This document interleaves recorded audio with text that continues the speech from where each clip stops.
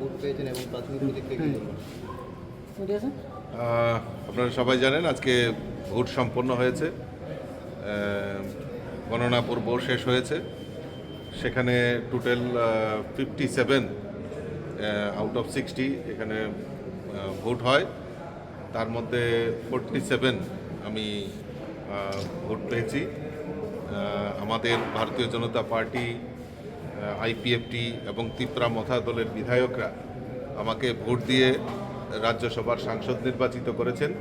আমি সকল বিধায়ক বিধায়িকাকে অসংখ্য ধন্যবাদ জানাচ্ছি আমাদের পার্টির সমস্ত বিধায়ক বিধায়িকা, আইপিএফটির বিধায়ক এবং তিপ্রা মথার বিধায়ক বিধায়িকাদের আমি ধন্যবাদ জানাচ্ছি আমাকে ভোট দিয়ে নির্বাচিত করার জন্য।